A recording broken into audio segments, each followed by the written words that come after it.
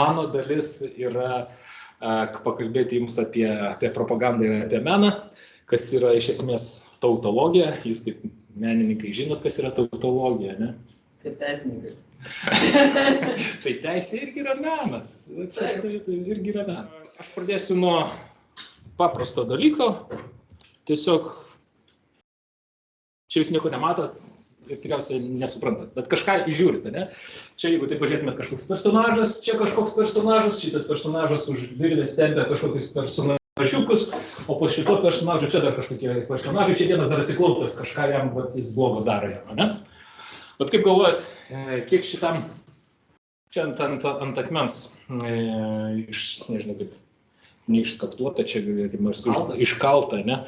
Kaip galvojat, kiek šitam kūrinėliui gali būti metų?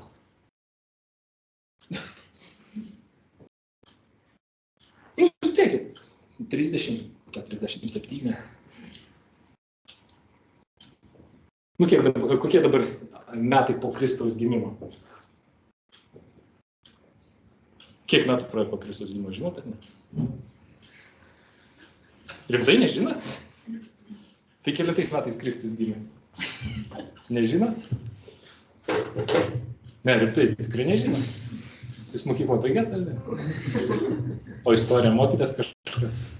2024. Labą dieną, rimtai. O tikrai 2024, o ne 2025? Kristus gimė kuriais? Pirmaisiais ar nuliniais metais? Nu, nėra, tai skaičiuojama nuo Kristus gimimo. O tai jis gimė pirmais metais prieš Kristus gimimą? Nu, bet kalėdos buvo, ne, bet kūčios atėjo, kai jis gimė, tai kurie buvo metai, pirmieji metai prieš Kristaus gimimą, ar pirmieji Kristaus gimimo metai, ar nuliniai metai? Gerai, čia biškai šona, tiesiog aš jūs bandau pagauti. Gerai, tai jau po Kristaus 2024 metai, ne? Tai kaip galvoja, šitas iškaltas prieš Kristų ar po Kristaus? Prieš. Nu, kiek galėtų būti metų prieš Kristų šitas? Kiek? 1000, daugiau kas nors, mažiau kas nors. Tai grubiai istorikai, aišku, ten tiksliai nepasakys, bet jie skaičiuoja, kad šitas meno kūrinys, bareljefas, nežinau, gal kaip jeigu protingai pasakyti, o jeigu realiai, tai ant akmens iškaltas dalykas, plius minus vaizduoja įvykius, kurie buvo 2300 metų prieš Kristų, kitaip tariant, 4324 metai nuo dabar, ne? 4000 metų. Kaip visą tai guli, stovi tenai. Ant aukšto kalno niekas negalėjo prieiti, nudaužyti priešai, ištrinti kaip šitos kaip faraonus ar dar kažką, ne? Tai ir čia laikomas vienas iš senesnių tokių, padinkim, meno kūrinių, ne tai, kad meno, bet realiai propagandos kūrinių, nes čia šitas visas iškalimas vaizduoja kažkurį vieną iš jų karalių, kuris čia kažkokį tai savo priešą pavergė, čia jo kariai, čia to priešo vadovo kiti kariai, o čia kažkokia deivė ir jis patys aukoja šito savo priešo tam kažkokiam tai deivui ar dievui ar kažkas panašaus. Kam įdomu, susirasit detaliai, bet principas, ką aš noriu jums pasakyti, kad niekur mes toli nenuėjom. Jeigu jūs, kas nors šiandien kokį nors grafitį ant sienos matot, kad Petras yra durnas, ne? Tai kažkas panašaus čia, tik tai žodžiais parašyta, ne? Šitas yra geras, o tas yra kvailas ir jį galima sudaužyti, ne? Tai čia tik tai meninės išraiškos ir mūsų gamybų klausimas, kiek mes sugebam tai parodyti, ne? Jeigu aš turiu tik tai pieštuką, tai aš galiu čia ant kažkur išrašyti ant kėdės antros pusės, ne? Jeigu turiu dažų flakonėlį, galiu ant sienos, jeigu turiu kažką protingesnio, turiu garbesnės rankas, galiu kokį nors protingą meno daiktą padaryti. Bet kokiu atveju, mano labai retai mes darom šiaip savo nieko nenorėdami pasakyti. Būna, kad mes nieko neveikiam, ne? Kaip vadinasi protingas terminas, prokrastinuojame, ne? Ir atrodo, tada taip pačiau gyvenimas, ne? Bet realiai, jeigu mes tik tai kažką tai darom, jeigu mes tik tai kažko siekiam, mes turim kažkokią tai mintį, kurią norim išreikšti, ne? Ir kai aš jums čia atėjau papasakot kažką, tai aš jums ateinu kažką papasakot, kad jūs kažko tai parodyt, kad jūs kažką pamokinti, ne? Lygiai taip pat, kai jūs ateinat pas draugus penktadienio vakare, jūs sakot, neateinat, skambinat arba rašot SMS arba Messengerį ar dar ką nors, jūs sakot, kur renkamės penktadienį, kur varom, ne? Tai jūs ateinat ne šiaip savo, su mintim, kad tiesiog nieko neveikti. Jūs ateinat su labai konkrečia užuomena. Veiksmas vyks, kažkas tai bus, penktadienį kažką organizuosim, ne penktadienį, jeigu pavyks šeštadienį, jeigu pavyks ir penktadienį, šeštadienį, gal net ir sekmadienį. Ir šitoje vietoje mes visada, ką bedarytume, mes turim kažkokį tai tikslą, kurį bandom pasiekti su savo veiksmais. Tai va šitas karalius irgi norėjo parodyti, kad jisai kietas, o tasai nelabai kietas. Tai lygiai taip pat ir mene. Kokią meno formą mes bepasimtume, mes visada rasim kažką tai norėdami pasakyti. Bet pažiūrėkim, kas darėsi paskui. 4000 senas laiko tarpas, mūsų dar tikrai tuo metu nebuvo. Pažiūrėkim apskritai, kas ta buvo propaganda ir kaip mes ją galim suprasti. Propaganda yra kažko tai propagarė, latino aišku, jūs mokėtės kaip teisininkai, ne? Mokotės, ne? Mokotės. Ego sum, žinot, kas yra, ne? O ką dar kokį latinišką žodį? Kaip tavo žodžiu mano studentams? Ne, aš bandau suprasti, ta prasme, kiek studentai pažeikė nuo mano laikų į priekį. 25 metus. Jau šis tas. Gerai, pažiūrėkim Grigalius lietuviškai, ne?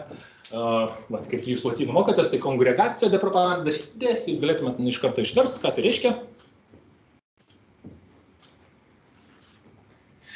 Na gerai, tikėjimo propagandos kongregacija. Kongregacija, nežinau kaip lietuviškai pavadinti, tai būrelis, įstaiga, institucija, bendruomenė. Ne? 1622 metai, jeigu jūs pažiūrėtumėt, jeigu čia Grigalius 15, tai yra popiežius, jeigu pažiūrėtumėt, kas yra popiežius, tai yra Romos katalikų bažnyčios vadas, ir 17 amžiaus pradžioje Romos katalikų bažnyčia gyveno labai lengvus laikus, nes kariavo prieš ką. Irgi istoriją matau mokėtės. Tai 16 amžiaus pabaigoje prasidėjo toks dalykas, kaip dar vidury prasidėjo Martin Lutheris Kingas. Žinot, kas yra Lutheris Kingas? Nežinot. O gerai, o liuteronizmas žinot, kas yra, ne? Tai liuteronai yra vienas iš reformatų judėjimų, ne? Kitus irgi visus žinot, kokius 3-4 galėtumėt man išvardinti. Tai visą protestantai pradėjo sakyti, ką? Bažnyčia bloga, bažnyčia pertekus turtais, žiūri tik tai savo, kaip sakant, riebaus gyvenimo, o nesidomi tikrų tikėjimų. Ir bažnyčia ten iš pradžių kelis metus nieko nedarė, sakė, čia niekalas, nekreipėm dėmesio. Paskui ta reformacija užtvino taip visą Europą, ne visą, didžiąją dalį šiaurinės ir vidurinės, tuo metu vidurinės Europos. Vokietijos kunigaikštystės ir taip toliau, ir Romos katalikų bažnyčia suprato, kad reikia kažką daryti. Ir viena iš minčių buvo, kad reikia sukurti instituciją, kuri užsiimtų tikėjimo gynimu.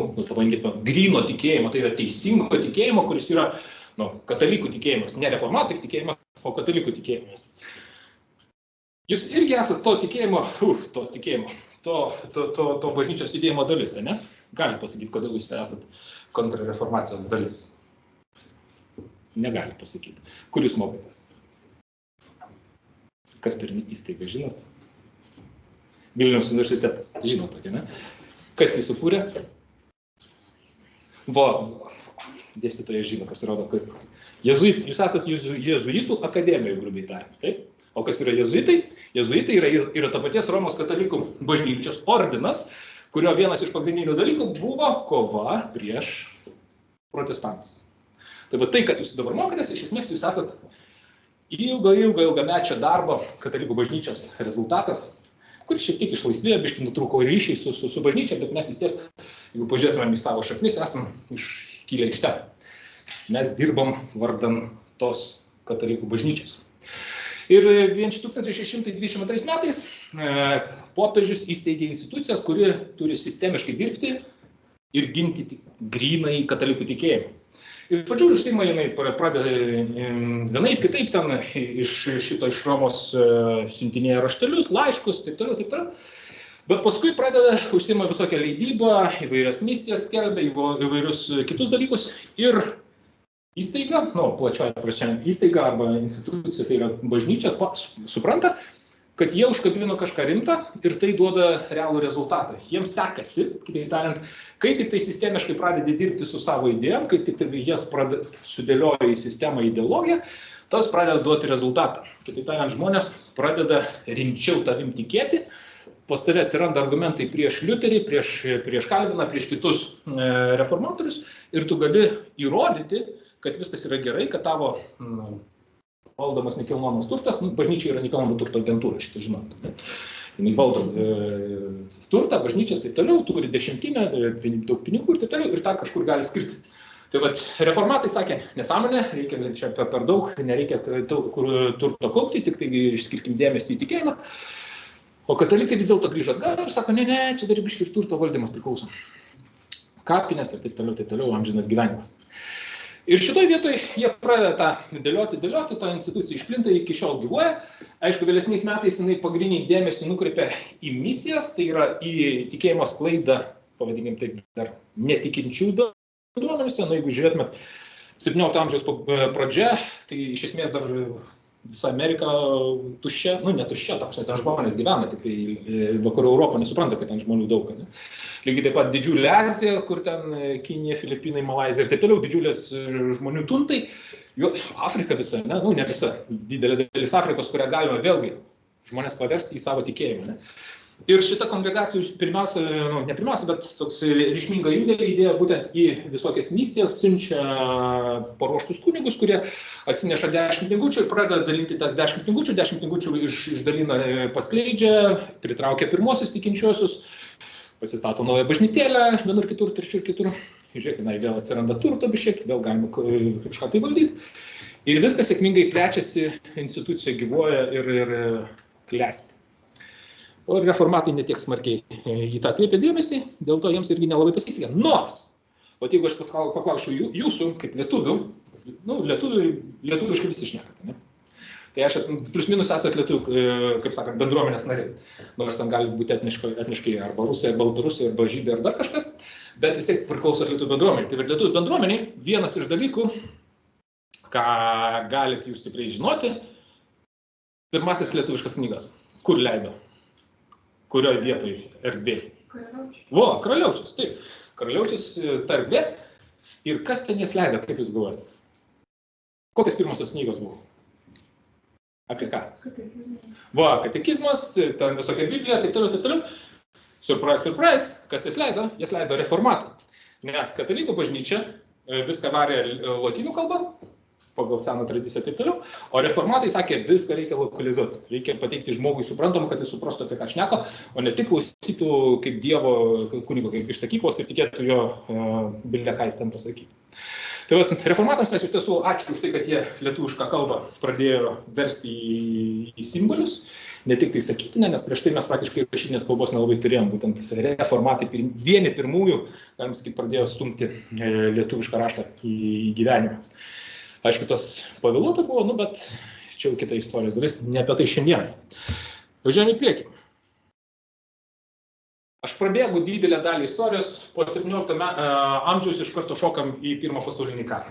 Pirmas pasaulinis karas, kaip žinia, prasidėjo 1917 metais. Ne? 17, ne? Ok, 14 prasidėjo, atsiprašau, pasitikrinti.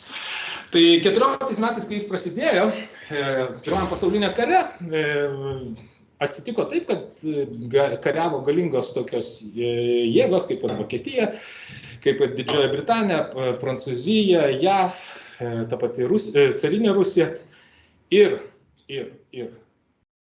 kiekviena iš jų turėjo specialią padalinį arba instituciją atsakingą už informaciją. Ir čia mes Pirmajam pasauliniam kare iš tiesų turėjom didžiulę bangą visokių tokių, pavadinkime taip, bukos, tiesmukos, melagingos informacijos rautą, kur vieną pusę bandė paišyti, kad rusai, vokiečiai yra išgamos karo ir taip toliau, jie visiškai nepaiso nieko. Kita pusė norėjo parodyti, kad, pavyzdžiui, kad tenai kapitalizmas iš kur nors, iš kokios Britanijos arba JAV visus čia apraizgėsti tinklais ir visi valdo ir taip toliau kontroliuoja. Carinė Rusija, paskui karo pabaigoje bolševikai dar turėjo savo vienokią ir kitokią liniją. Bet paradoksas buvo tai, kad tuo metu masiškai platinama informacija, nes 20 amžiaus pradžia jau didelė dalis žmonių yra raštingi. Jeigu žiūrėtumėm 19 amžiaus pabaigoje, grupiai kažkur 1870-1890, Europai didelė dalis žmonių tampa raštingais. Jie išmoksta, ir lietuviai, ten prisimena tam istorijos pasakų, kaip tenai prie žvakių, kaip ten ta baudžiavos mokyklėlė, taip toliau. Mokosi vaikai kai kur taip, kitose šalyse normaliai parapijinėse arba valstybinėse mokyklėlėse pradinėse. Visi gauna raštingumą, kitaip tariant, visi išmoksta skaityti ir šiek tiek vieną kitą raidę parašyti arba vieną kitą žodį ten savo parašus suraityti. Ir šitoje vietoje atsitinka toks paradoksas, kad kai žmonės išmoksta rašyti ir skaityti, o spaudos kaštai arba spausdinimo kaštai yra sąlyginai maži, atsiranda galimybė lengvai jiems skleisti bile kokį niekalą. Galima sakyti, kad Petras blogas, Petras gali sakyti, kad Jonas blogas, ir tik tai klausimas, kaip tu užtikrinsi, kad tavo informacija dominuos, o kita pusė nesigirdės. Tai ką mes dabar turim, pavyzdžiui, Rusijoje, tai Kremlius sėkmingai užtikrina, kad Kremliaus informacija dominuoja, jinai yra pagrindinė, o visos kitos alternatyvos yra labai mažai. Ir jeigu žmogų pušinsi arba stumsi jam su vienpusė informacija, laiko klausimas, kada jis įtikės ir patikės. Tai bet jeigu dabar mes nuvažiuotumėm, čia girdėjot prieš metus, prieš pusantrų buvo tokia akcija Call Russia. Girdėjot, negirdėjot? Dėstytojai girdėjai, neblogai. Dėstytojai neblogai, jūs dėstytojai, daug ką girdėjusi. Tai kai daug bandydavo iš Lietuvos paskambinti ir pakalbėti su gyvais rusais, rusų kalbą reikia mokėti, ta prasme, ir bandė juos įtikinti, kad karas prieš Ukrainą yra blogai, daugeliui buvo didelė nuostaba, kad pasirodydavo, kad žmonės ten nuoširdžiai nesupranta, apie ką čia šneka. Ta prasme, jie nuoširdžiai tiki, kad čia Ukraina yra nacistai, kad čia jie pirmieji vos neužpuolė Rusiją ir taip toliau, taip toliau. Ir čia buvo paradoksas. Ir dar ne paradoksas tiem, kurie nesupranta, bet natūrali realybė tiem, kurie su informacijos lauku yra dirbę ir matę, kad jeigu žmogų paišysi vieną spalvą, jisai tas spalvos ir pataps. Vaikų jūs daugelis dar neturite, aš matau, ne? Na, šiek ką.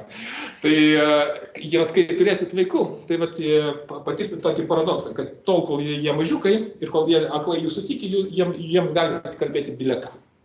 Kad reikia daryti taip, galima daryti taip, ne, kad reikia daryti taip ir jis darys taip, jis neturės kitos alternatyvos, jis nežinos, kol jam draugai darželį ar kažkur parodys, kad galima ir kitaip, jisai darys taip, kaip jūs liepėt. Paskui, aišku, prasideda reikalai.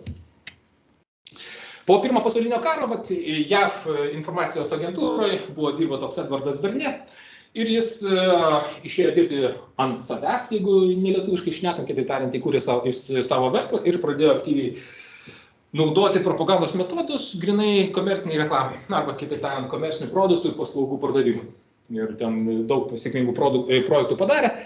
Jūs netgi esate tikriausiai girdėję vienu kitu kampu, kad buvo, pavyzdžiui, kai Lietuva paskelbė nepriklausomybę, buvo Amerikai pradėti rinkti parašai ir jie ten didžiuliais krūvos surinktos ir nuneštos ten į Senatą, į atstovų rūmus, prezidentą, jeigu neklystu, JAV, su mintim tai, kad pripažinkit Lietuvos nepriklausomybę. Tai visą tą kampaniją, visą tą parašų rinkimą, visą spaudos palaikymą taip toliau darė būtent šitas Edvardas Bernie. Ir būtent Lietuvos nepriklausomybės de jure pripažinimas šitam JAV prezidento, nežinau, įsakymą, ar kuo ten, ar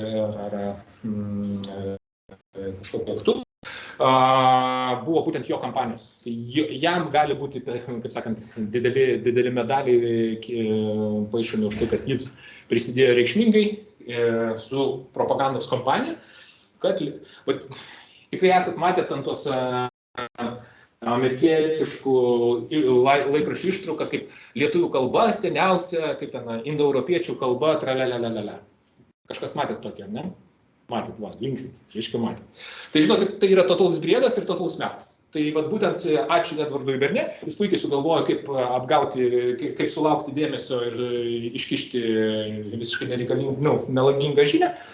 Nes tuo metu laikraščius dėliojo taip, kad pasidarydavo pagrindinį straipsnį ir likdavo mažų gabaliukų, laisvų plotelių. Tai jis tokių daugybę apie Lietuvą paruoštukų buvo paruošęs ir išdalytas redakcijų. Tai likdavo plotelis ir įkabino tokią nesąmonę. Laiminga redakcija turėjo ko užkišti, laimingas Edvardas Bernie, laiminga Lietuva. O realiai tai totalus melas. Bet, aišku, jis dirbo ne už dyką, jį pasamdė lietuvių išeivių bendruomenė, bijau pasakyti taryba, man atrodo, tuo metu vadinasi, ar kažkokia ten lietuvių išeivių JAV taryba ar kažkas panašaus, sumokėjom ten reikšmingą pinigų sumą, visi liko laimingi. Lietuva de jure pripažinta nepriklausoma valstybė, Edvardas Bernė uždirbdęs daug pinigų, JAV lietuviai įgyvendino savo pagrindinį tikslą. Važiuojam toliau. Tai Edvardas Bernė 28 metais išleido tokį veiklą, propaganda, taip ir vadinasi, kuris pasirėmė arba pabandė sistemiškai pažiūrėti, kas yra propaganda ir iš esmės pasakė ką. Sakė, propaganda, visuomenė iš esmės yra avių būrys. Ir tą avių būrį valdo elitas, kuris dėlioja visą informacinę erdvę taip, kad ta avių banda eitų per reikalingus vartelius į jiems nustatytą pusę. Labai primityviai, labai, kaip čia taip, ciniškai, bet iš tiesų labai realiai. Atėjo Antras pasaulinis karas ir Antram pasaulinė kare atsitiko toks dalykas, kaip kad didžiulė nelaimė holokaustas, ir čia aš nejuokauju, tai iš tiesų didžiulė. Mes kiekvienas iš jos esame iš dalies rezultatai. Kad mes, pavyzdžiui, dabar, aš sakau, didžioji dalis pas mus čia yra lietuviai, ne, žydų pas jūs nėra, įtariate, ne? Taip. O jeigu būtų prieš Antrą pasaulinį karą, tai čia turėtų būti, koks mažiausiai trečdalis, gal kas ketvirtas žydų tautybės asmenų. Nes tiesiog natūraliai Lietuvoje buvo tiek žydų tautybės asmenų, ne, kurie būtų sugebėję mokytis universitete. Beje, jie holokausto metu buvo išžudyti, didelė dalim prie to prisidėjo mūsų neveiklumas arba mūsų abejingumas, mūsų turėminį etninių lietuvių, ne, arba tuometinių lietuvių. Ir jų nebeliko. Bet čia toks reiškinys ne tik pas mus. Didžioji dalyje Europos nacijai, tai yra Vokietija, nacionalsocialdemokratų partija, jeigu neklystu, turėjo tokią ideologiją, rasės grynumo ideologiją, kurios vienas iš punktų buvo surasti priešus, ir vieni iš priešų buvo žydai. Ir jeigu priešus išnaikini, jeigu žydus išnaikini, natūralu, kad tikrai rasiai, arijams, atsiranda daugiau erdvės gyventi. Čia iš pradžių aš galvoju, kad tai yra buka tiesiog fantazija, paskui čia neseniai vieną veiklą paskaičiau, tam pasirodo visai matematiškai buvo labai aiškiai pagrįsta, kodėl realiai, jeigu norint, kad vokiečių tauta gerai gyventų, tiesiog reikia sumažinti kitų žmonių skaičių. Tai buvo pasirinktas toks variantas surasti vieną iš grupių, kurios galima apkaltinti. Kai vokiečiai pralaimėjo, natūralu, jų ideologija pralaimėjo, reikia surasti priežastis, analizuoti ir taip toliau. Visiems akivaizdu tapo, kad didžiulė propagandos sėkmė, nes iš tiesų Vokietijos nacijų propaganda turėjo didžiulę sėkmę, liaudis arba gyventojai iš esmės labai smarkiai jos palaikė. Vėlgi tai buvo sėkmingos propagandos kampanijos ir pastangų pasiekmė. Tai šitoje vietoje visas tas buvo padaryta, tik tai po karo visi biški taip susigėdo, švelniai tariant, ir suprato, kad su propaganda negalima žaisti bile kaip, kad tai yra blogai. Po karo, praėjo 10-15 metų, atsirado įvairių darbų, tas pats Edvardas Bernė perrašė savo propagandą į kitą pusę, jau pasakė, kad čia tiesiog nuomonės paieškos, taip toliau. Tada atsirado terminas ryšiai su visuomenė, kad čia galima ieškoti, bendrauti, ieškoti, išklausyti, taip toliau. Prancūzas Žakas Alanas 62 metais prancūziškai išleido, paskui po 5 ar po 10 metų išėjo vertimas propaganda, vertybių formavimas. Ir tai tapo viena vėlgi, paskui turėsiu vieną iš iliustracijų, papasakosiu, ką konkrečiai jis ten esminį įžvalgą pasakė. Jau visai prieš mums patampant, atkuriant nepriklausomybę, Hermanas ir Chomskis, jeigu taip sakytumėm šiuolaikiniais šiandienos terminais, tai du leftistai, lingvistai. Leftistai tai yra kairių pažiūrų, totalus, labai aršus, kariautojai už kairiąsias vertybės.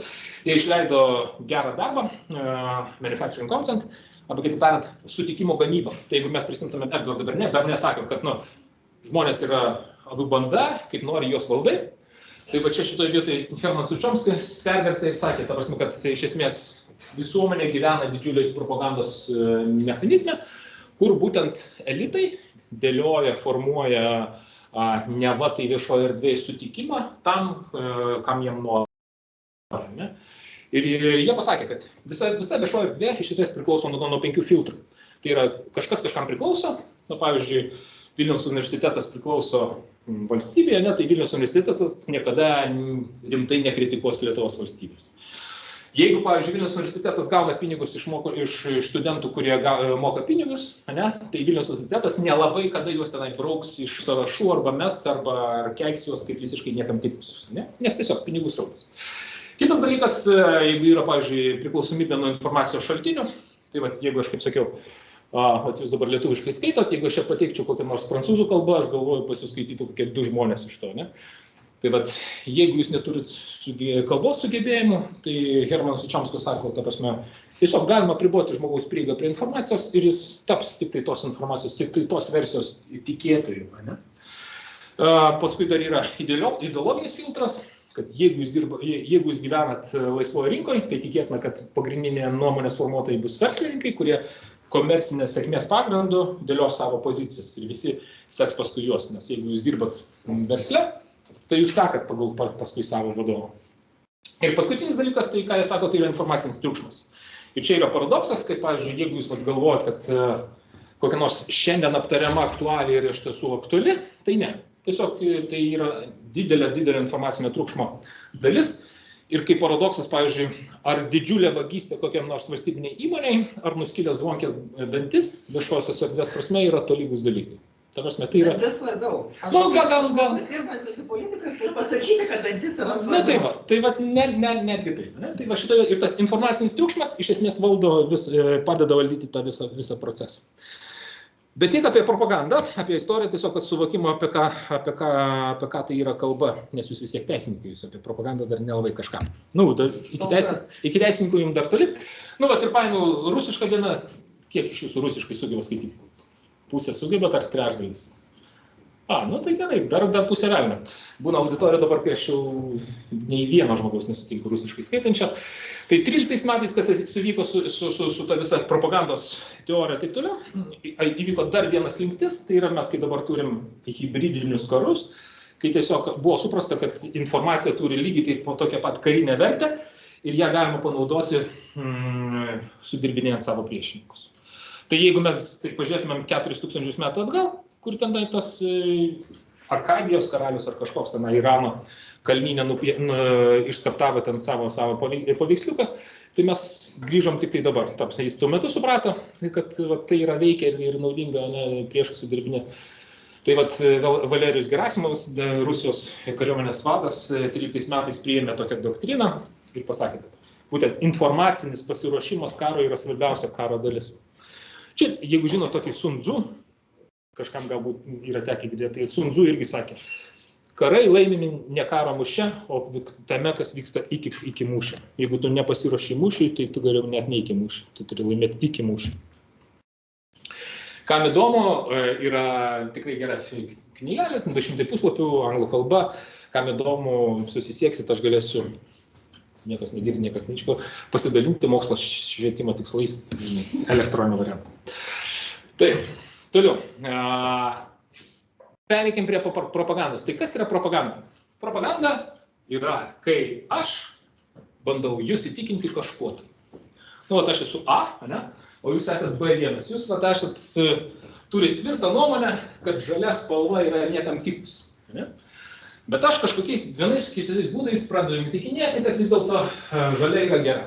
Ir, tarkim, man pasiseka, ne? Ir jūs patampat, atsinešat su kitokia nuomonė, patampat tos nuomonės turėtais, kad žalia yra visai nieko. Kaip tai atrodo gyvenime? Gyvenime atrodo tai, kad, pavyzdžiui, kai jūs dabar, jūs jau dalyvausit rinkimuose, ne? Turit balso teisę. Aišku, 2/3 iš jūsų nebalsuos, aš galiu garantuoti. Statistika tą rodo. Tokio amžiaus taip nebalsuoja niekas.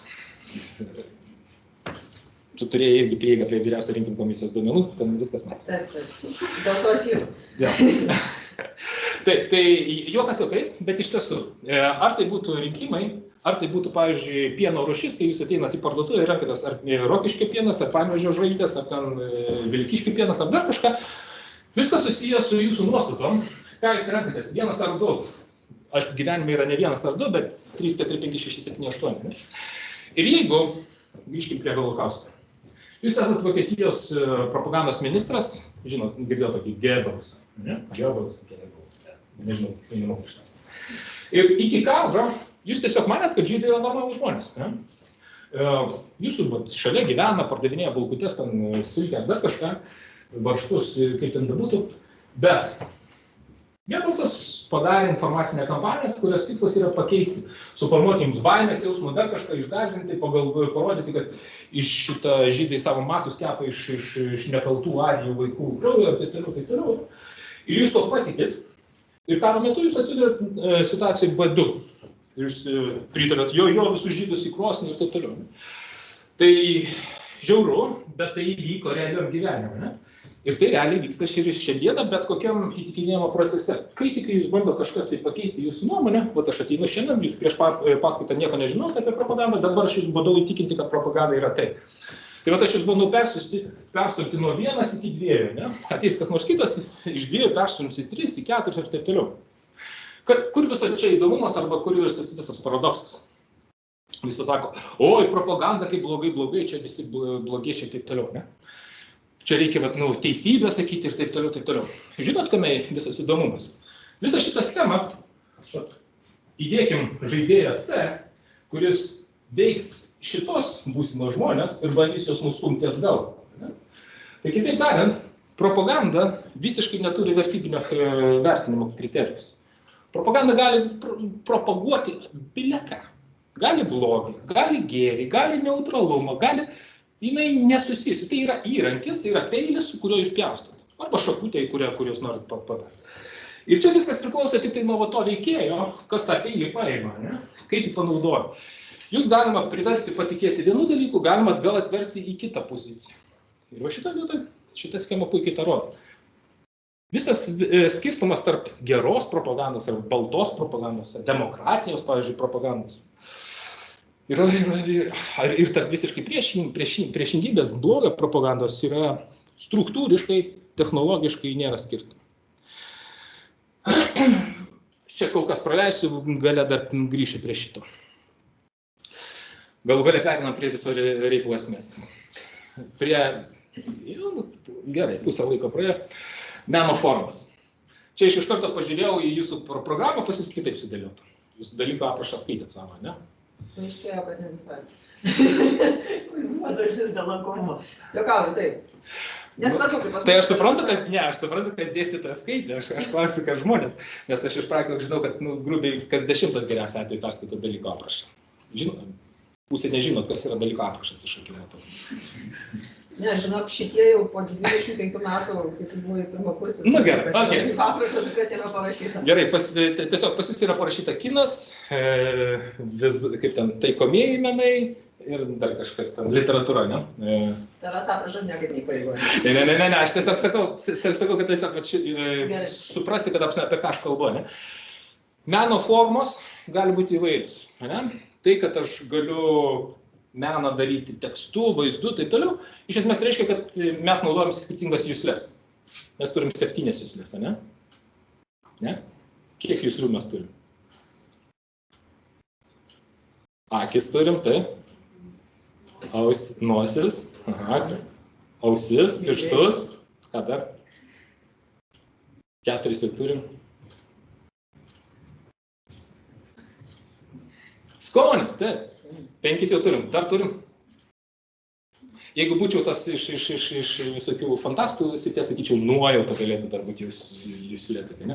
Moteris turi, aš nesiginčiu, moteris tikrai turi nuojautą, iš vyriškos pusės aš beveik esu tikras nei vienas iš visų neturi. Taip, bet ką aš norėjau pasakyti? Iš esmės kiekviena meno forma, ir va čia labai sąlyginis skirstymas, ar tai būtų vizualinė, ar literatūra, ar scenos, ar mišri, iš esmės tai susiveda į tam tikrų juslių formavimą. Ir pabandykim pažiūrėti, kiek tai suveiks vienam formate.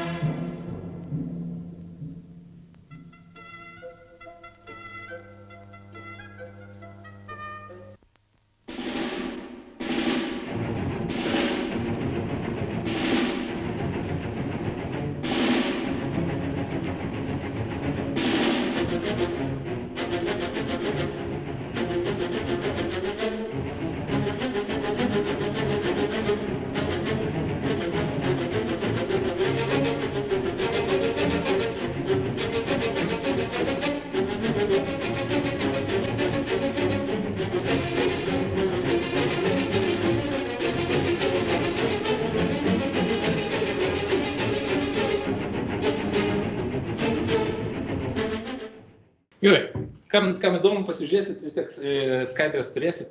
Čia yra ištrauka iš tokio vieno iš pirmųjų, ne pirmųjų, sovietų gerai žinomo tokio propagandinio filmo Šarvuotis Potiomkinas. Ir dabar aš tiksliai metų nepasakysiu, bet tai, čia dar kaip matot, muzika tik tai užkadrinė, nėra jokio tenai veikėjo, aktorių veikimo, čia viskas užrašoma tekstu ir taip toliau. Bet daugybę turim situacijų, ne? Iš pradžių, čia pasakojimas apie laivą Šarvuočio įgulą, kuri ten perima eiliniai jūreiviai galią iš kapitono ir taip toliau. Ir čia liaudis juos sveikina, neša jiems tenai dovanas, taip toliau. O paskui jau grįžta tie blogieji baltagvardiečiai, ne, ir juos pradeda žmonės stumti, taip toliau. Istorija ilgesnė, bet mintis yra tai, kad vaizdu mes iš karto galim parodyti, netgi nėra balso kalbėjimo, ne, kaip tokio, yra tik tai muzika, kuri kažkokią tai įspūdį daro vienokį ar kitokį. Bet vaizdas natūraliai leidžia mums suformuoti greitai kažkokias tai nuomonės. Ne? Mes šypseną matom džiaugsmas. Ne?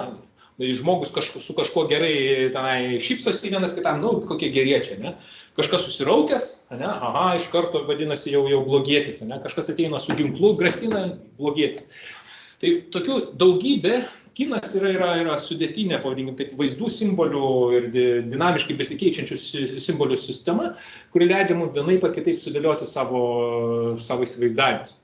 Kodėl, aš čia paėmiau vėlgi vieną iš citatų, jeigu taip į lietuvišką kalbą išvertus, kurią jūs daugelis suprantate, tai jūs turite tvirtai prisiminti, kad iš visų menų mums svarbiausias yra kinas. Čia Leninas 22 metais, tai dar yra po pirmo pasaulinio karo, kai perėmė valdžią, tam rašė kažkuriam savo kolegai laišką ir tam laiškai išlikė ir tam laiškė buvo tokia mintis. Ne?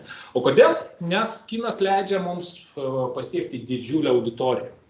Jeigu netgi tais jau 20 amžiaus pradžioj, aišku, Rusija ne vakarų Europą ir raštingumas gerokai mažesnis, bet kinas, simboliai, vizualinis mūsų supratimas simbolių, leidžia mums gerokai lengviau greitai perimti informaciją. Ne?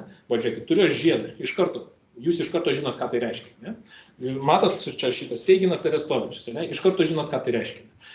Ką nors, bet aš be kostiumų, ne? Vėlgi žinot, ką tai reiškia. Ne? Tai šitoje vietoje... Ką tai reiškia? Kad aš nesu formalus tas dėstytojas, kaip, pavyzdžiui, ponia, jūsų dėstytoja klasikinė. Su kostiumėmis. Ja, tai jokas jokiais, bet vizualiniai dalykai žmogui yra gerokai lengviau suprantami, mūsų mąstymas juos gerokai greičiau priima ir dar kas svarbiausia, jums nereikia specialaus išsilavinimo. Taip, jeigu jūs aš pasodinčiau į kokią nors jums visiškai nežinomą kultūrinę aplinką, kokį nors, pavyzdžiui, juodaodžių getą kurie nors Pietų Amerikos mieste, ne? Jūs greičiausiai ten nežinotumėt, kaip elgtis ir nesuprastumėt simboliai, ką ten reiškia, ne? Kur ten kokia nors cepūra, kokia nors ką tenai kažkur reiškia. Arba, pavyzdžiui, garantuotai, man yra tekę dirbti kalėjime, tai kaip... Jeigu jūs greituoju būdu įmetus į kalinių aplinką, jūs tikrai per pirmas 5 minutės padarytumėt kokias 3 grubės klaidas, kurios gali nulemti jūsų ateitį tam toj bendruomenėje. Tai čia šitoje vietoje konteksto suvokimas, bet kinas tą leidžia padaryti labai dideliai žmonių masė. Ko reikia tik tai ekrano, aparato, kuris suktų juostelę, ir dar muzikos, jeigu tai. Kai kuriais atvejais net ir muzikos nereikia. Daugelį atvejų tokie filmai yra specialiai padaryti tam, kad būtų aišku, matoma, suprantama. Tie blogiečiai, tie geriečiai, tie padarė blogai tą, tuos reikia pagerbti, pamylėti, ne? O tuos reikia nupjauti, nuskelsti ir taip toliau. Tai kas šitoje vietoje šitas filmas buvo, eiliniai matrosai, jūreiviai, jie badavo, nes ten visko perteikė jų vadovai, viską savo prigrėdavo, o jūreiviams mesdavo tenai tik pamastas. Ne? Ir tada jūreiviai sukilo ir čia liaudis juos palaikė. Bet vėl tada atėjo blogiečiai ir tie jūreiviai atsistojo ir sušaudė tos blogiečius. Tokia grubi istorija filme. Ką tai duoda eiliniam rusų darbuotojų, valstiečių, darbininkui, kuriam atrodė tos filmus tuo metu Leninas. Tai rodė, kad jeigu mes eiliniai žmonės sustojom kartu ir ginam savo interesus, mes galim pasipriešinti tai mūsų engiančiai klasį. Visam carizmui, visiem ten pertiskusiam kunigaikščiam ir taip toliau. Tai kinas tam yra puikiai priemonė. Tas leidžia mums pateikti, labai supaprastinti. Paimkim visiškai kitą sritį. Jūs kaip meno žinovai žinot, kas čia yra, ne? Bet čia iš Vilniaus mano nuotrauka daryta. O nors bijau sumauti, ne man. Nu, dabar jau suabėjau, bet kas čia per statybą arba daugiabučio formatas? Nors jūs gal irgi jau nebežinot, nebematėte tokių Chruščiovka tokia vadinasi. Chruščiovka turi būti iš blokų. Ne, čia bet yra... Čia jau geresnė, čia pagerinta. Nu, gal čia pagerinta, bet tarsi, sovietinis daugiabutis, pavadinkim taip, ne, bendrai prasme. Tuo tarpu čia kas yra? Kas? Gotika, čia taip, čia gotika. Nu, gal ir su neopo variantais. Nu, žiūrėk, yra kai kas ir dailę lankys. Gerai, tai kuo skiriasi? Arba, ne kuo skiriasi. Kokią žinią, pavyzdžiui, vienas ir kitas neša?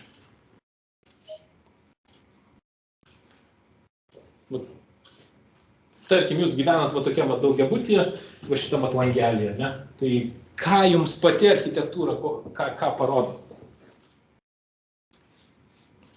Jūs esate vienos iš dėžučių savininkas. Nu, ne, iki savęs, atsiprašau, ne savininkas. Vienos iš dėžučių užimėjas, ne?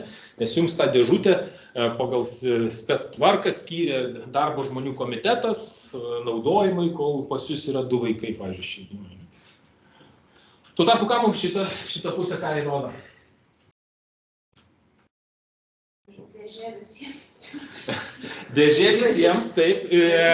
Bet šitoje vietoje, jūsų apskritai čia praktiškai nėra, ne? Nu, ta prasme, yra didžiulis erdvinis pastatas, ne?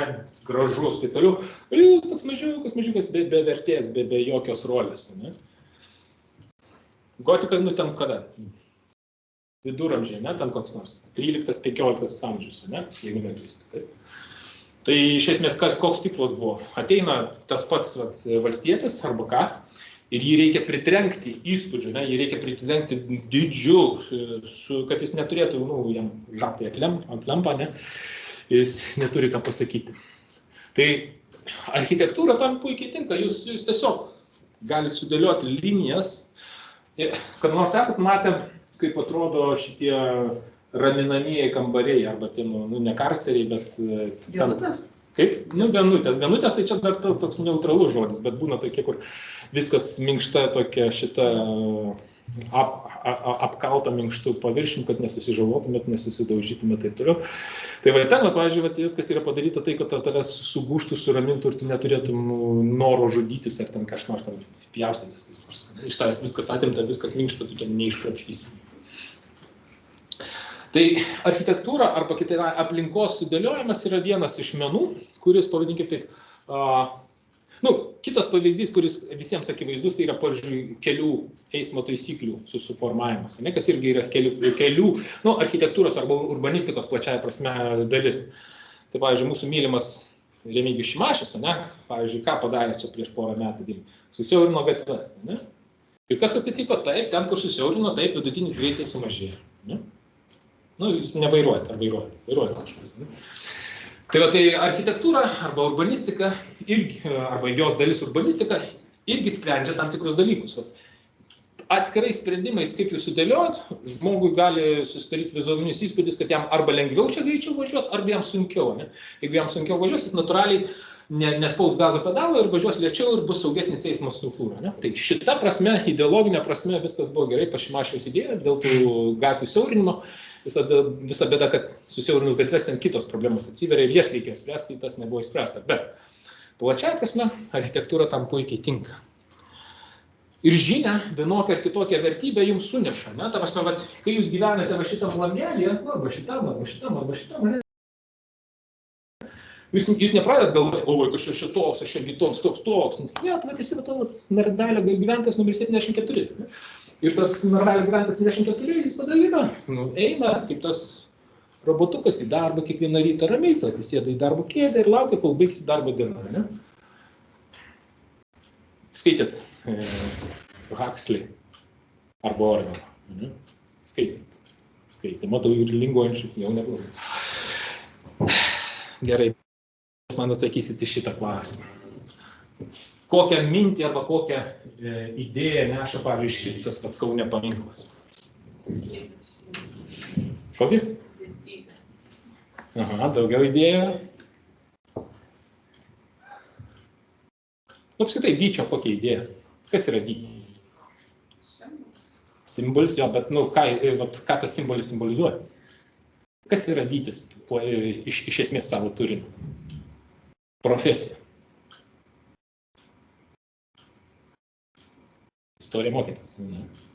Lietuvos.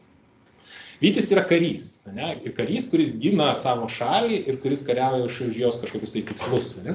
Ir natūralu, kai skulptūra, galima padaryti, pavyzdžiui, vytį ir kaip buvo padaryta Gediminas katedros aikštėje. Matėt tokį ten, kur girtą žmogų veda arklys.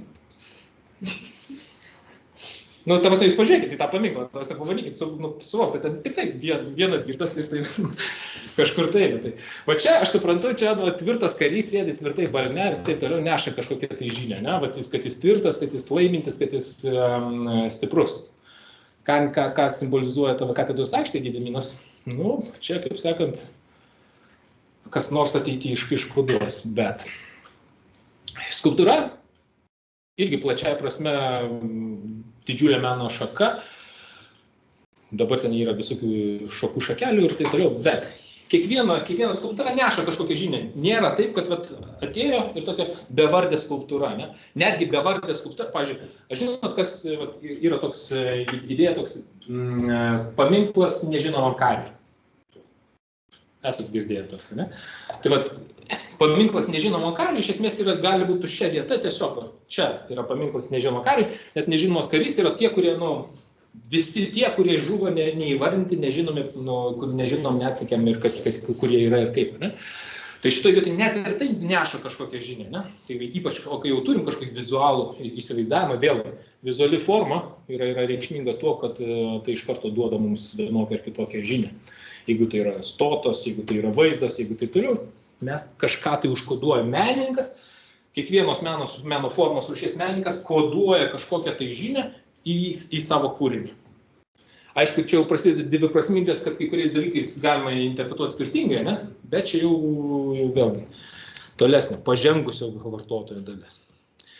Pereikim prie kitos dalies, prie literatūros.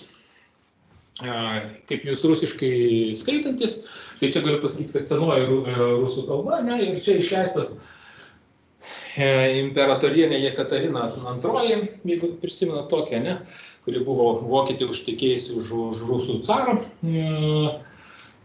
sugalvoja, čia yra įstatymų jų sąvadas ir 1783 metais išleido tokį įsakymą, kad sudarau ten tokią komisiją, kurią ten vadovų paskirtų Petrą Petraitį kažkokį, jeigu tiksliai to pasakyti.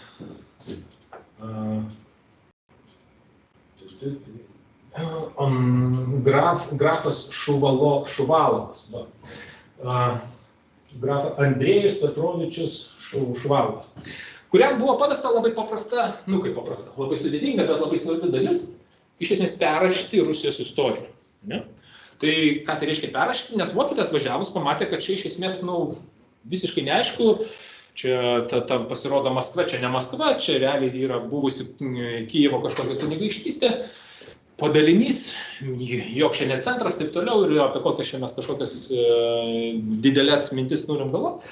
Tai ką, primityviu būdu buvo pasakyta, sureikim visus istorinius šaltinius, kurie netitinka Maskvos kaip kad pagrindinės rusų idėjos meskim lauk, suderinim, sunaikykim, palikim tai, kas mums tinka. Ko netinka, prirašykim naujų. Ir buvo sėkmingai tas padaryta.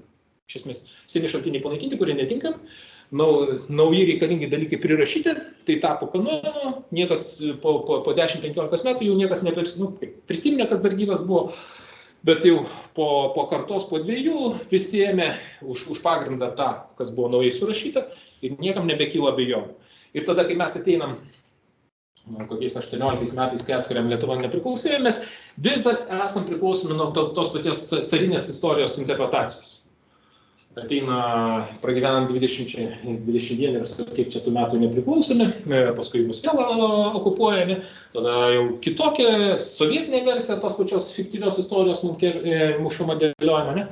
Mes grįžtam dabar ir dabar ukrainiečiai pradeda sakyti, čia nesąmonė, Maskva yra nulis, Kijevas yra Rusijos centras Rusijos centras, ne, ir taip toliau. Ir tada mes pradėjome nagrinėtis pirminius šaltinius ir iš tiesų pasirodo, kad yra daug tiesos Ukrainos žodžiuose, ne, ir kad mes patys esam dar visiškai nesusivokę, apie ką, iš kur mes čia esame ir kuo Lietuva skiriasi, taip toliau, taip toliau, taip toliau, taip toliau.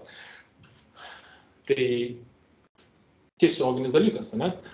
Maskva, pasakodama, kad Maskva yra Rusijos centras, daro savo propagandinę kampaniją. Jis siekia, kad visi laikytų, kad Maskva yra centras. Ne? Nors realiai istorinis centras yra Kijevas, jeigu apie rusų, apie slavus kalbant. Tai ir šitoje vietoje, kurią versiją mes tikime tą, kas sėkmingiau propaganduoja. Ir kol kas tas sėkmingai važiuoja. Aišku, mes dabar jau biškai pradėjom galvoti atvirkščiai, bandom kritiškai mąstyti su laiku, gal kas ir pavyks. Ir čia grįžtų prie Džeko Elulo ir vienos jo įžvalgos. Jeigu čia man nepasileis, arba nepasileis. Well, the book was published in 1965 and was not exactly a sensation, but became, within a decade or so, the book on the subject. And what Elul was talking about back then was that propaganda was now the new normal, not just of totalitarian states. Stalin, Mussolini, and Hitler, of course, used propaganda to nefarious purposes, but propaganda was now universal, according to Elul's thesis. One of the things that surprised me about the book when I read it was he seems to be going counterintuitive when it comes to the role of education or literacy.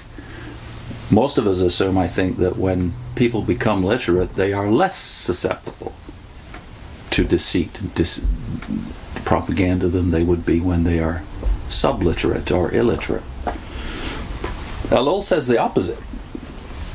For instance, in his book, he says the vast majority of people, perhaps 90%, know how to read, but do not exercise their intelligence beyond this. They attribute authority and eminent value to the printed word, or conversely reject it altogether.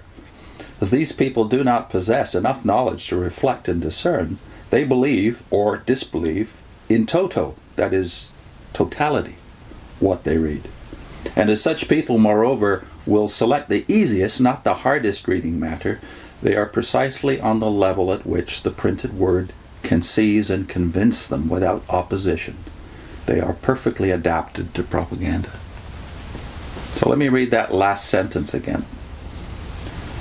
As such people, moreover, will select the easiest, not the hardest reading matter, they are precisely on the level at which the printed word can seize and convince them without opposition. So he's making the case that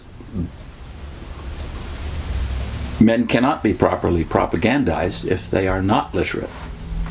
But if their literacy only serves at a very basic level, they will be deceived.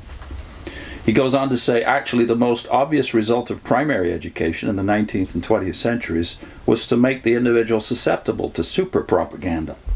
There is no chance of raising the intellectual level of Western populations sufficiently and rapidly enough to compensate for the progress of propaganda. Propaganda techniques have advanced so much faster than the reasoning capacity of the average man that to close this gap and shape this man intellectually outside the framework of propaganda is almost impossible. In fact, what happens and what we see all around us is the claim that propaganda itself is our culture and what the masses ought to learn. So what is the result after generations of literate people being subjugated to what amounts to propaganda all the time? Later in the book. Nu gerai, čia vėlgi, kam įdomu pažiūrėti detaliau, tiesiog pakartosiu pagrindinę mintį, ką Elulas sako, ir čia ką skaitytojas perpasakė. Tai sako, kur yra paradoksas? Paradoksas yra tai, kad visi mes galvojam, kad žmogų raštingumas turi būti, reikia mokyti žmonės skaityti, rašyti, dainuoti, šokti ir taip toliau. Bet pasirodo, kai tik tai žmogus išmoksta skaityti, pas jį automatu neatsiranda kritinio mąstymo gebėjimai. Jis tiesiog, ką skaito, tą perskaito, ne? Ką pažiūri tą, pamato, ne, vat, ta kinas yra geriausia priemonė propagandai. Pamatė, o tie blogiečiai, tie geriečiai. O žiūrėkit, ką Hitleris padarė, o žiūrėkit, ką Putinas padarė, o žiūrėkit, ką Zelenskis padarė, o žiūrėkit, ką tas padarė. Ne? Ir užtenka žmogui parodyti, vat, o žiūrėk, tie vat, vaikai sumaišė su miltais ir iškėpė macus. Ne? Ir tikė, ne? Totalus briedas, totalus melas, bet tikė. Ir kai, nežinau, vat, jūs turit savo dar senelius, prosenelius, ar net ir tėvus gali būti, dažnai būna tokia, taigi žiūrėk, televizorių įrodė, ne? O žiūrėk, laikraštis parašė. Aš su savo žmona dažnai ginčiuosi, jinai sako, žiūrėk, skaičiau, Delfi rašė, kad pienas blogai. Nu, pienas pakeiskite bet ką, ta prasme. Mėsa gali būti blogai, arba labai gerai ten, o šis mano čia kažkada, labai gerai mačiau yra Putino uogos, su degtinė užpilus, sakė, labai gerai. Ir taip toliau, nu, įdėkit savo, ką norit, istorijų, tokių tikrai busit girdėję. Tai šitoje vietoje tas sugebėjimas gauti informaciją ir perskaityti nekritiškai. Ne? Yra esminė propagandos sėkmės sąlyga.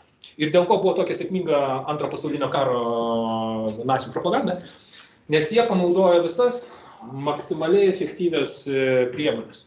Nacijai vieni pirmųjų transliavo televizijos transliaciją, jeigu neklystu, iš olimpinių žaidynių. Nacijai itin aktyviai skleidė ir platino radijo savo tinklą, tiek transliavimo, tiek imtuvus. Apie spaudą, apie raštus, apie tekstus ir taip toliau aš jau nekalbu. Tai šitoj vietoj, pavyzdžiui, sovietų arba tų pačių bolševikų komunistinių, vienas iš pagrindinių tikslų buvo kampanija vadinasi Ligbes, jeigu tiksliai prisimenu, likvidacija bis gramatas, nu, ta prasme, neraštingumo panaikinimas. Kodėl to reikėjo? Tam, kad tada galima pigiai siųsti raštus ir visi tikės, kas jiems rašė. Jeigu prisimenat, jūs jau neprisimenat, bet sovietiniais laikais buvo tokie laikraštis, pavyzdžiui, Lietuvos rytas, ne Lietuvos rytas, Komjaunimo tiesa vadinosi, buvo atskiras laikraštis Tiesa, nu tokio dydžio formato laikraščiai, ten kokie 4-8, gal net daugiau puslapių, atskirais eilinę dieną išleidavo ir jisai kainuodavo ten 3 kapeikas, nu, mizeris, ne? O kodėl? Tam, kad vėlgi ten galima būtų sudėlioti, akcentų sudėlioti, paskleisti tam tikras idėjas ir žmonės lengvai tą priima, pigiai paima, tos laikraščius paskui įvairiais tikslais naudodavo, bet čia kita istorijos dalis. Ir tas sueina. Žmonės neturėdami kritinio vertinimo, neturėdami kitokio šaltinio, bet, pavyzdžiui, kaip dabar Rusijoje, ne? Jie iš esmės neturi kitokios nuomonės. Ten yra viena oficiozinė nuomonė ir natūraliai žmonės patikim. O turime dabar tokią savo vieną geriausių šitų eilėraščio autorių, ne? Mokat dar kokį nors eilėraštį, ne? Ir vieną kartą pavasarį aš vėl sugrįšiu drąsiai, o mylimas pavasarį manęs jau neberas, ne? Sustabdęs juodvarys staiga į žemę pažiūrėsiu. Ir žemė taps žiedais marga, aš dieviančiu žydėsiu. Va, prisimenu dar, ne? Jūs irgi mintinai mokėtės. Nu, jūs jau esate teisingai, propagandiškai suformuoti. Jūs jau tos tarybinės poetės ir jau nebemokate. Jūs mokat šitą taip. Ir kerpima pagas aukštai, garbinga, štai stovi pilis. Jo, tai jokas jokais, bet literatūra irgi yra į tokio ideologinio, tokio indoktrinavimo arba ideologijos perdavimo formatas. Ne?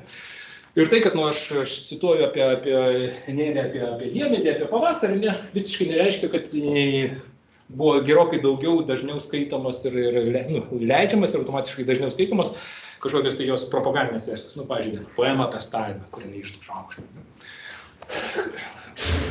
Tai šitoje vietoje literatūra, ar ta, pavadinkime taip, bet kokia, jinai vis tiek duoda vienokį ar kitokį idėjinį įnašą. Vėlgi, jinai formuoja jūsų mąstymą kažkokiu tai kampu. Būna jokios knygos arba leidinėlio, kuris tiesiog apie nieką nešneka, ne? Kas čia dabar žmona sakė, skaitė. Nu, ten kažkokia knyga, vėlgi tai apie smurtą šeimoje, ne? Ta prasme, kaip ten vienas kitą priešsmurtauja, čia ten viskas blogai baigėsi, tragedija, taip toliau. Bet žinia labai aiškia, ne? Smurtas šeimoje yra blogai. Ne? Nu, irgi yra propaganda tam tikros vertybės. Ne? Jeigu dabar, vat, čia, žino tokį kino pavasarį, ne, čia populiaru, ne, vaikščioti filmus, kas turi laiko, tai buvo čia dabar kaip ant žalioji siena toks filmas, ne? Leftistų svajonė. Kaip blogai yra sulaikyti migrantus, nes jie labai kenčia, o va tie blogiečiai pasieniečiai, kurie sulaiko ir atstumia, yra labai dideli niekšai ir galvažudžiai. Nu, gal ne galvažudžiai, bet, nu, tokie minus. Tai šitoje vietoje vėlgi, kiekvienas formatas, kiekvienas tas turinys, kurį mes turim, jisai formuoja jums kažkokią, vat jūs bandot iš to B1 perstumti į B2. Arba atgal grąžinti iš B2 į 1, arba į B15 ar B17. Ir kiekvienas meninė išraiškos priemonė jums leidžia prie jūsų prieiti netiesiogiai. Jūs nesuprantat, kad jums bando kažkokią tai liniją žinią įpiršti. Jūsgi racionaliai nepamąstat, jūs pagalvojat, oi gaila, bet nuskendo vaikas, ne? Taip, labai gaila. Bet kodėl vaikas nuskendo, kad prieš tai, jeigu to nebūtum padaręs, tai tos būtų dar daugiau 10 kartų didesnė žala, jūs apie tai racionaliai nepamąstat, nes tam filme, kine, tekste neužteko vietos apie tai kalbėti, arba nebuvo net ir interesų apie tai kalbėti. Nu, žinom, bet kokia, čia paėmiau mūsų tautos herojai, ne? Čia dar vieną iš karto tokį, pabandysiu sugauti jums smegenis. Kas yra knygnešiai? Nežinot, kas yra knygnešiai? Žinot. Nu, tie, kurie neša knygas, ne? Iš Utenos į Zarasus. Ar kažkur kitur. Neaišku, jokauju, neša iš to paties Karaliaučiaus ar Tilžės ar dar kažkur, ne, kur spausdino, kaip buvo draudžiama lietuvių kalba. Ir čia platindavo lietuviams, kad jie galėtų šitą skaityti lietuviškai, nu, lotynų abėcėliai, o ne rusiškai. Bet kažkodėl nutylima, arba labai, nu, taip, nepatogu apie tai šnekėt, kodėl jie buvo tokia labai racionali priežastis, kodėl jie tai darė. Užduosiu netiesioginį klausimą. Kaip jūs galvojate, kodėl nemažai lietuvių neša, plukdo ir taip toliau cigaretės iš Baltarusijos arba iš Kaliningrado? Nu, kaip galvojat, kodėl jie tam daro? Galima šiaip normaliai tariant būtų, bet jie tam iš tie Andrėjų sakė, su dronais skraidina, plaukia po vandeniu. Turit minčių? Kodėl verta neteisėtai tempti cigaretės, pavyzdžiui, iš Baltarusijos į Lietuvą?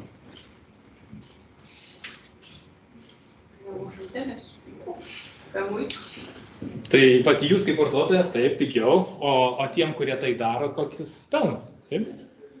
Tai žiūrėkit, tai vat lygiai taip pat ir šitie knygnešiai, nesmagu taip sakyti, bet jie tai nešė irgi dėl to, kad tai buvo pelninga. Tiesiog, nu tai uždrausta prekė ir visada gerokai brangesnė. Ir šitoje vietoje yra labai mažai tyrimų realiai, bet tai ir tokia pusiau vieša paslaptis. Nepaisant to, vėlgi viskas labai teisingai, tautiškai orientuota, lietuvių kalboje į priekį, viskas gražu. Bet šitoje vietoje vertybės irgi aiškios. Toliau važiuojam.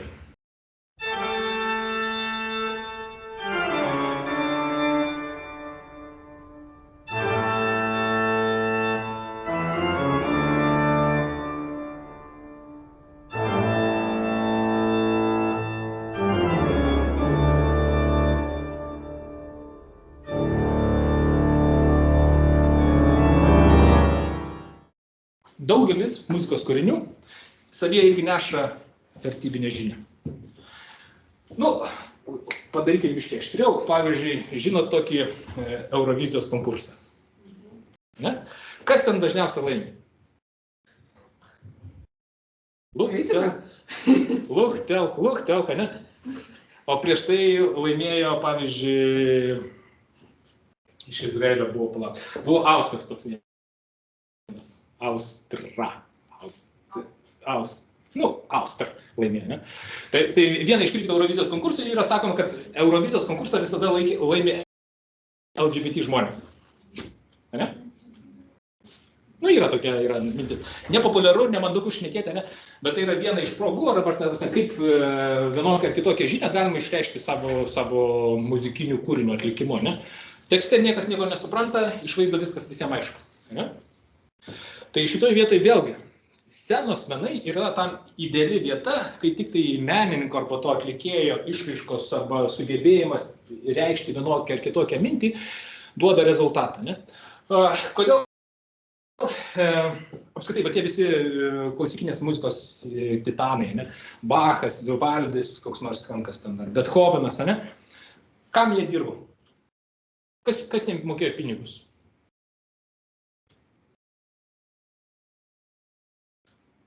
Žinot tą Europos Sąjungos himną?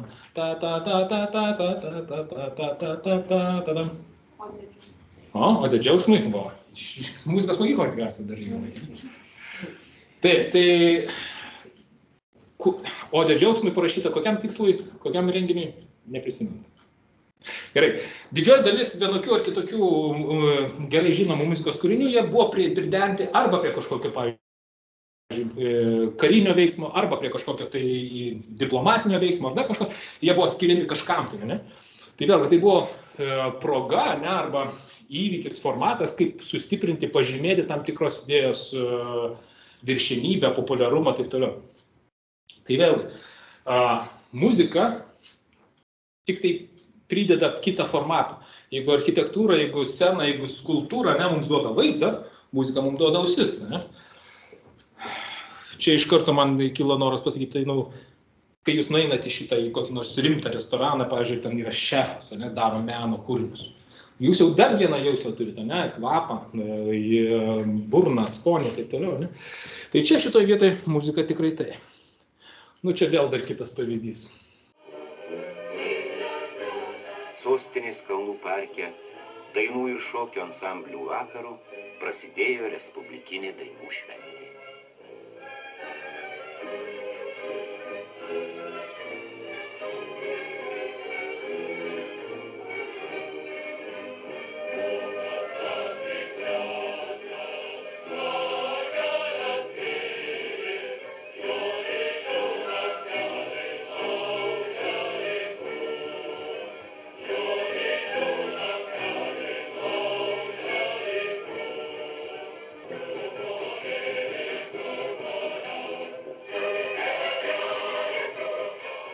Joninių naktys. Šimtmečiais lietuvis juose ieškojo paparčio žiedo, laimės žiedo, o surado jį spalio revoliucijos pergalėje, tarybinių tautų brolybėje.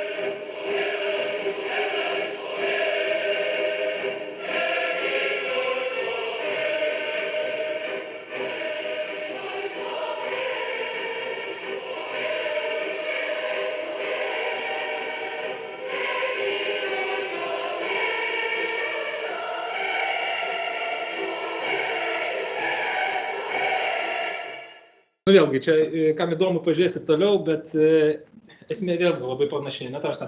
Nors šiaip dainų ir šokių šventė pirma dar atsirado prieš tarpukario realiai, bet tarybiniais metais buvo sugalvota, labai protingai sugalvota, tarp kitko, kad visą tai galima puikiai įkomponuoti į tarybinę visą sistemą. Ne? Ta prasme, kad padarius šokių ir dainų šventę masinę renginių, kur, pavadinkim taip, liaudės kolektyvai, šokių, dainų, ten įvairius kitus, dalyvautų, neštų, jie kartu patvirtintų visą sovietinį naratyvą, kitaip tariant, visą sovietinę antstatą, kad čia yra liaudis, kurie anksčiau buvo išnaudojama, o dabar yra atgavo savo teisę, savo laisvės ir kokie gražu, kaip gražu, ne, bet masiška, visas kitas. O tada, kam nori, įkomponuoji ar ten kokį nors centrinį partijos komitetą, autoritetą, ar ten kokį Leniną, ar dar kažką, ir viskas tampa naujų sujungtų vaizdinių. Ir visiems labai atrodo, ai, kaip gražu, kokia šventė, nu kokia gera ta tarybinė Lietuva, ne? Tai va čia šitoje vietoje puikus pavyzdys. Grįžtu prie, jau į pabaigą, pasikartosiu. Propaganda yra technologija, propaganda yra įrankis, kai mums reikalinga vertybė, mes perpaišom kažkuome kituose žmonėse. Ne? Ir visiškai nesvarbu, ar tai gerą perpaišymas, ar į blogą perpaišymas, tai yra perpaišymas. Tiesiog, tą reikia suvokti. Tai nėra nei gerai, nei blogai. Ir jeigu kažkas jums sakys, propaganda yra blogai, sakykit, ne, toks keistuolis sakė, kad čia viskas gerai. Ir dabar grįžtu prie, vėlgi dar vieno tokio, ILM. Kad nors jūs tai atrasit, tai yra puikus savo suvokimo ir savo racionalaus mąstymo pasivertinimo būdas. Vėlgi, kam įdomu, galite pasiieškoti, jeigu kam negirdit, galite parašyti, aš atsiųsiu šaltinį, kur galite plačiau pasiskaityti. Ne. Bet ką sako ILM-as? Sako, tai yra tikimybė, kad jūs mąstysit protingai. Tai sako, yra du pagrindiniai mūsų įtikinėjimo arba mąstymo būdai. Yra pagrindinis ir yra šalutinis. Pagrindinis sako, kad pirmiausia, tam, kad jūs kažko tai galima būtų įtikinti, reikia, kad jūs būtumėt motyvuoti apie tai galvoti. Nu, jūs galit galvoti apie batono skirtumus, batono su grūdais, su skaldytais, neskaldytais, miltais, tokiais, tik tai tada, kai jūs norit batoną. Jeigu jums batonas neįdomu, jūs nepriversite apie tai galvoti. Kai jūs užsinorit batoną, jūs galite suvokti skirtumus tarp batono tada, kai jūs tik tai suvokit, kad yra skirtingi batono tipai. Jeigu jūs matysit tik tai batoną baltą, be jokių priedų, jūs ir net negalvosit, kad gali būti kitoks. Arba kitaip tariant, jeigu jūs kažkas tai įtikins kažko tai domėtis, tarkim, Kinų liaudės Respublikos kokiais nors pasiekimais, jūs realiai galėsit tuo susidomėti tada, tik kai turėsit galimybę, tai yra, kai mokėsit kinų kalbą, kitu atveju jūs ten niekas nepriims. Ir tik tai, kai tas du pirmus procesus praeisit, jūs galite tada pradėti galvoti ir mąstyti apie turinį. Ar čia iš tiesų taip, ne taip, pirkti tokį batoną, čia 3 centais brangiau, čia pigiau, nepirksiu, taip toliau.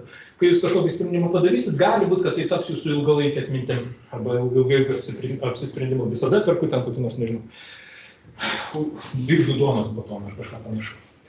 Tai čia jūs, jeigu jūs esate protingas žmogus, jūs turėtumėte kiekvienu klausimu galvoti racionaliai, kiekvienu klausimu apmastyti, susidėlioti savo mintis. Bet mes esame neracionalūs, mes esame emocionalūs gyvūnai ir mes bet kurioje vietoje, mūsų protas taip pradeda daryti, kad jeigu tik galima lengviau gyvenimą išgyventi, mes gyvenam lengviau. Mes šokam ir atsiriamam į kažką kitą. Ne? Nu, kaip pavyzdys, pavyzdžiui, socialinė aplinka. Draugai pasakė, kad pirk dar betoną. Nu, aš perku tą, ne? Man žmona pasakė, pirk tokį tenai žuvį, ne, nu aš perku tą žuvį, aš nepradedu ginčytis. Ne, upėtikis geriau negu lašiša, ne. Arba, pavyzdžiui, įžymybė, ne? Pamačiau, kad šitą, kokį ten Mešino reklamuoja kokį nors kremuką, ne? Oi, ko čia reiškia geras, ne? Arba, pavyzdžiui, kad nors šitas trūkumas, ne? Oi, tik šiandien paskutinis limituotas galimybė nusipirkti 3 puikias kėdutes už nežinau ką. Ir va tada mes, greitai, jeigu tik tai, taigi čia yra. Nu, baimė ir taip toliau. Ir čia yra įvairios užuominos, kurios mes apšokam savo racionalaus mąstymo galimybės ir priimam, kad kaip duotybė, ne? Tai va čia, kur atsiranda menas. Menas mus visais atvejais šokdina nuo racionalaus mąstymo kelio ir mes kažko tai pasiimam iš meno kažkokią tai užuominą ir mes ją paimam, ne, ir pasinaudojam.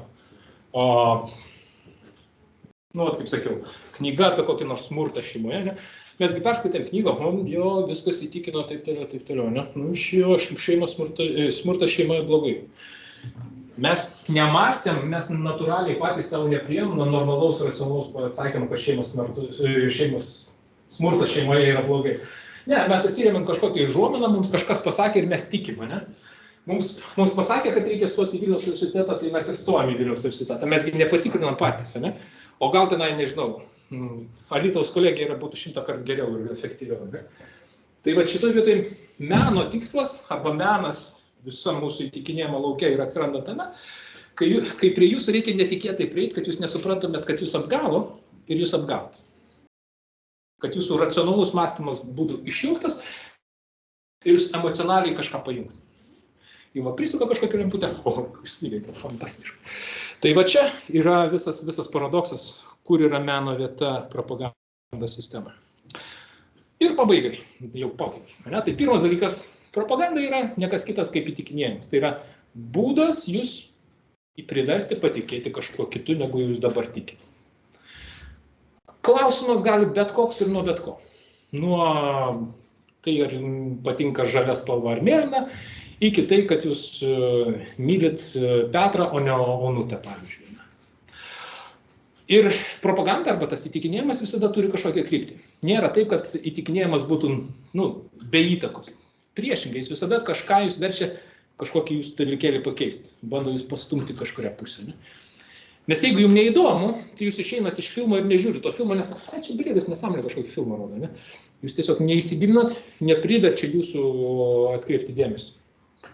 Ir menas visada yra tas šalutinis kelias, kuris neracionaliai jūs priverčia kažko pamastyti apie kažkokį dalyką. Taip, gali būti, kad menas gali būti net tik tai dėmesio atkreipimo priemonė. Jūs atkreipia dėmesį, tada jau pradedate racionaliai mąstyti. Bet šiaip, normaliam gyvenimo būdu jūs gali būti, kad nebūtumėte atkreipę tam dėmesį. Ir meno skirtingos formos yra tiesiog jūsų skirtingų juslių dirginimas, kurios arba suveikia, arba ne. Tai tiek mano pastabų.